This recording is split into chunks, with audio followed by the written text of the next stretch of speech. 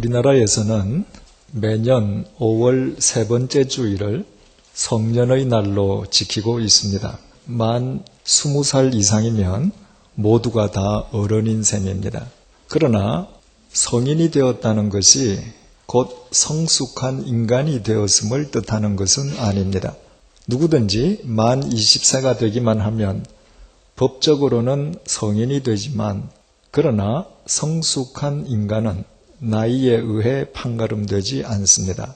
성숙한 사람이냐 아니냐를 구별하는 분기점 중의 하나는 누구 탓을 하느냐는 것입니다. 어린아이들을 보십시오. 자기 탓을 하는 법이 없습니다. 대부분의 경우에 모든 것을 엄마 탓으로 돌립니다. 자기가 밥을 잘 먹지 않는 것은 엄마가 음식을 맛있게 만들지 않았기 때문이고 자기 물건을 잃어버린 것도 엄마가 그 물건을 잘 챙겨두지 않았기 때문이고 심지어는 학교에서 시험을 잘 못 본 것 역시 엄마가 새벽에 깨워주지 않은 탓으로 돌립니다. 이처럼 모든 것을 남의 탓하는 것은 실은 어린아이의 특성이기도 합니다. 어린아이들은 아직까지 미숙한 상태에 있기 때문입니다. 그런데 어른이 되어서도 이 미숙한 상태에서 탈피하지 못하는 사람들이 많습니다. 내가 출세하지 못한 것은 부모를 잘못 만났기 때문이요. 내가 불행한 것은 나의 배우자가 이상적인 배필이 아닌 탓이요. 내 자식이 문제아가 된 것은 남편 혹은 아내가 자식을 잘못 키운 까닭이고 내가 직장에서 두각을 나타내지 못하는 것은 내 상사가 나쁜 사람이기 때문이라는 식입니다. 자신은 잘못한 것이 아무것도 없고 모든 것이 그저 남의 잘못이요 남의 탓일 뿐입니다. 사람들은 그런 자를 가리켜서 유치한 사람이라고 부릅니다. 그러나 같은 수준에 있는 어린 아이들을 가리켜서는 유치하다고 말하지 않습니다. 어린아이들은 보다 성숙한 미래를 향한 과정 중에 있기 때문입니다. 유치하다는 말이 반드시 성인에게만 국한되어서 사용되는 것은 나이와 몸은 분명히 어른인데 생각하고 행동하는 것은 여전히 어린아이의 수준에 머물러 있기 때문입니다. 그런 사람은 누군가의 희생이나 헌신 속에서만 살아갈 수 있기에 주위 사람에게 도움이 되기는커녕 늘 짐과 부담이 됩니다. 반면에 성숙한 사람은 무슨 문제를 만나게 되든 그 문제의 원인과 책임을 먼저 자기에게서 찾고 교정해 가는 사람입니다. 성숙한 사람에게 자기 성찰과 자기 개발이 중단되지 않는 까닭이 여기에 있습니다. 그래서 한 가정도, 한 사회도, 어떤 공동체도 성숙한 사람에 의해서만 바로 세워지게 됩니다. 신앙도 이와 꼭 같습니다. 우리가 믿는 하나님은 전능하신 창조주십니다. 그분은 말씀으로 천지를 창조하셨습니다. 인간의 생사화복이 그분에게 달려 있습니다. 우리를 예수 그리스도 안에서 죄로 인한 사망의 덫으로부터 풀어 살리신 그분에게만 구원이 있습니다. 그분의 영이신 성령님께서 우리와 함께 하시면서 우리를 바른 길로 인도해 주고 계십니다. 이것이 전능하신 삼위일체 하나님에 대한 우리 모두의 신앙 고백입니다. 하지만 바로 여기에 우리가 경계하지 않으면 안 될 함정이 도사리고 있습니다. 하나님의 전능성에 대한 우리의 믿음이 자칫 우리 자신들의 무책임에 대한 면죄부로 악용될 수 있다는 것입니다. 내가 하나님과 동행하는 삶을 살지 못하는 것은 아직까지 하나님께서 내게 그럴 만한 힘을 주시지 않았기 때문이에요. 내가 말씀을 쫓아 살지 못하는 것도 말씀이신 예수 그리스도께서 내게 은혜를 베풀어 주시지 않았기 때문이요.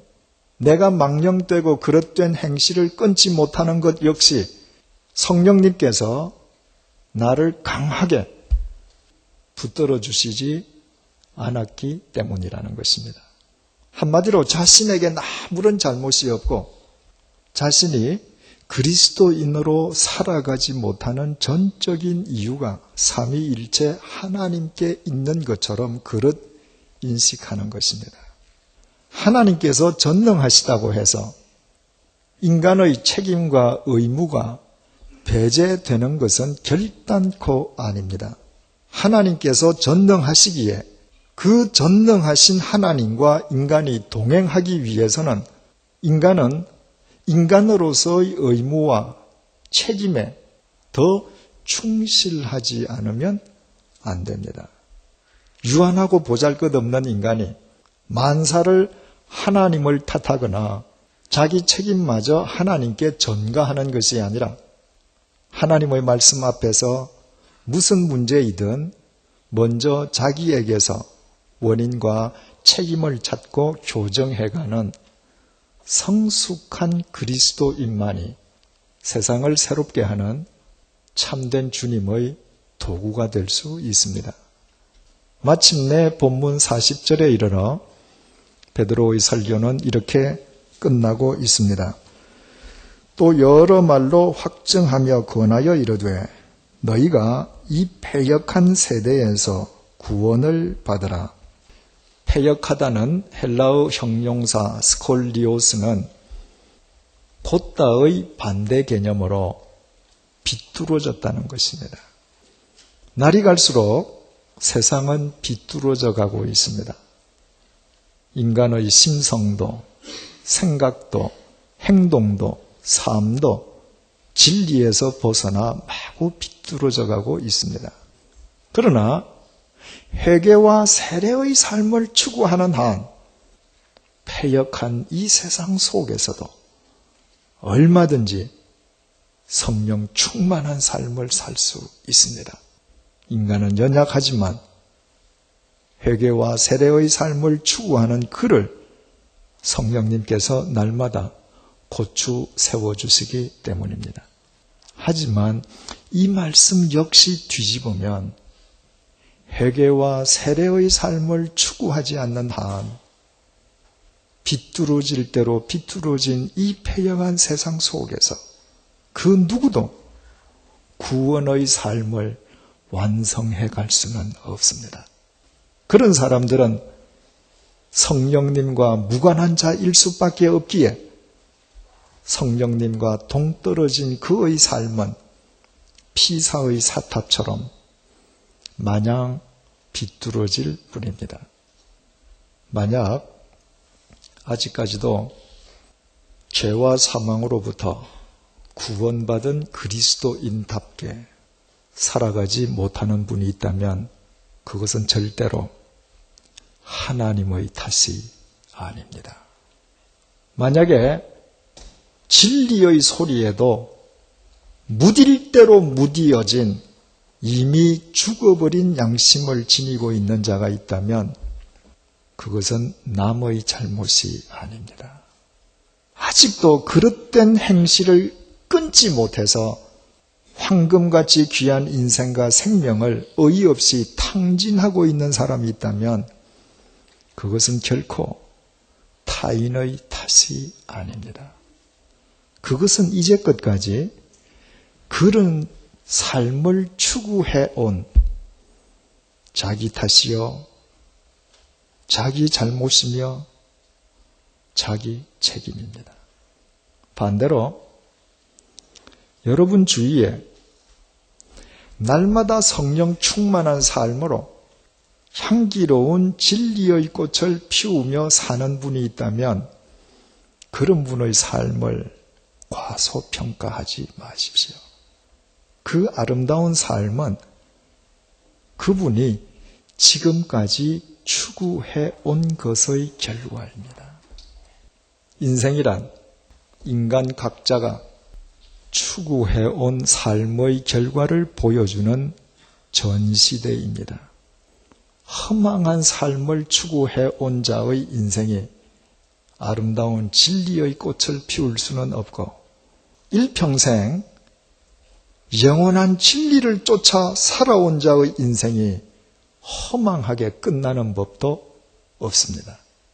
지금 우리 각자의 모습이 우리가 지금까지 추구해온 삶의 결과라는 것보다 더 무서운 하나님의 심판, 더 공정한 하나님의 평가가 어디에 있겠습니까? 사랑하는 교우 여러분, 전능하신 하나님을 진정으로 믿으십니까?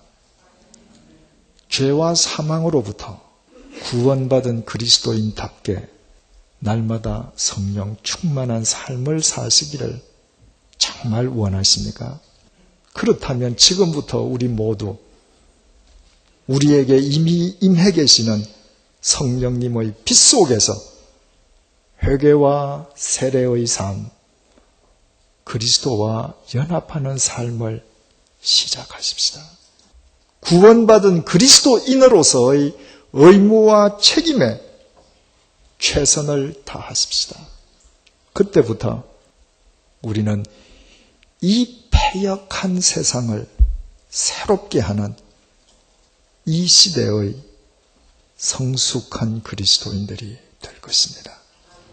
주님께서 이 땅을 거쳐가신 지는 2000년이 지났지만 하나님의 말씀 앞에서 양심의 찔림을 얻고 어찌할꼬 통탄하는 자들에 대한 주님의 답변은 변함이 없습니다.